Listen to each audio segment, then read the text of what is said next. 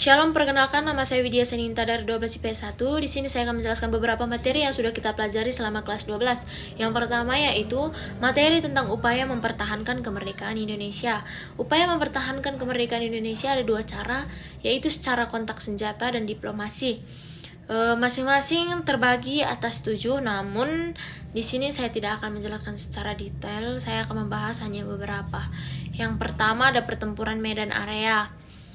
Pertempuran Medan Area ini terjadi puncaknya pada saat lencana Merah Putih dirampas dan diinjak-injak oleh tentara AFNI yang mengundang kemarahan rakyat Indonesia, dan tanggal 10 Desember 1945 merupakan pertempuran terbesar. Yang kedua ada pertempuran Ambarawa. Pada pertempuran tersebut terjadi sebuah perang yang dinamakan Perang 5 Hari pada tanggal 15 Desember sampai dengan 19 Desember. Yang ketiga ada pertempuran Surabaya. Yang keempat ada Perang Merah Putih di Manado. Yang kelima pertempuran di Bandung atau sering kita sebut dengan Bandung Lautan Api. Lalu ada perlawanan rakyat Makassar, pertempuran Margarana Bali. Dan yang upaya mempertahankan kemerdekaan Indonesia secara diplomasi juga terbagi atas 7. Yang pertama ada Linggarjati, yang kedua Renville, yang ketiga perundingan Royan, yang keempat ada MB1, lalu ada AMB2, lalu ada KTN, dan yang terakhir ada KMB. Lalu materi selanjutnya yang akan saya bahas yaitu tentang organisasi militer. Organisasi militer ini terbagi atas 5. Yang pertama ada NATO. NATO merupakan organisasi militer yang berdiri hingga sekarang dan anggotanya lebih banyak di dalam Eropa dibandingkan di luar Eropa. Dan organisasi ini dibentuk pada tanggal 4 April 1949. Tujuan dibentuknya organisasi ini yaitu menjamin keamanan dan kebebasan negara-negara anggota dengan cara politik ataupun militer. Yang kedua ada organisasi Pakta Warsawa. Pakta Warsawa ini dibentuk pada tanggal 14 Mei 1955. Dan organisasi ini bubar pada tanggal 31 Maret 1991.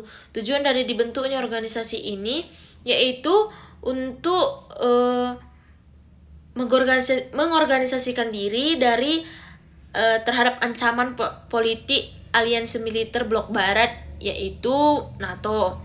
Dan alasan bubar dari organisasi ini yaitu karena runtuhnya Uni Soviet. Ini merupakan alasan salah satunya, namun ada alasan yang lain. Namun yang paling mempengaruhi yaitu runtuhnya Uni Soviet. Lalu yang ketiga ada organisasi militer yang namanya SEATO.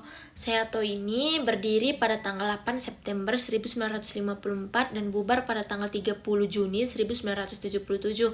Tujuan dari organisasi ini yaitu untuk membendung pengaruh komunisme di kawasan Asia Tenggara. Alasan bubar dari SEATO ini yaitu banyaknya anggota yang keluar dan kekalahan Amerika Serikat dalam Perang Vietnam atau sering disebut dengan Indochina. Yang keempat ada SENTO. SENTO berdiri pada tanggal 24 Februari 1955. Tanggal bubarnya yaitu tanggal 16 Maret 1979. Tujuan dibentuknya SENTO ini yaitu untuk menjaga keamanan di Timur Tengah dari pengaruh komunisme, dan alasan bubarnya karena SENTO ini dianggap hanya menjalankan kepentingan di blok barat untuk membendung pengaruh komunisme dan tidak menjalankan kepentingan di kawasan di blok timur. Tadi disebutkan tujuannya itu menjaga keamanan Timur Tengah, namun dia hanya menjalankan kepentingannya di bagian blok barat. Dan yang terakhir ada ANJUS. ANJUS ini merupakan organisasi yang berdiri pada tanggal 1 September 1951 dan bubar pada tahun 1985. Tujuan dibentuknya ANJUS ini yaitu untuk membendung pengaruh komunisme yang dianggap sebagai agresor di kawasan Asia Pasifik. Alasan bubarnya ANJUS yaitu karena ANJUS hanya mempunyai 3 anggota, yakni Selandia Baru, Amerika Serikat, dan Australia. Namun Selandia Baru ini keluar dari ANJUS karena Selandia Baru tidak setuju dengan keputusan Amerika Serikat dan Australia bahwa menggunakan nuklir sebagai alat pertahanan dan perang gitu. Lalu yang selanjutnya saya akan membahas tentang organisasi ekonomi regional. Yang pertama ada ASEAN.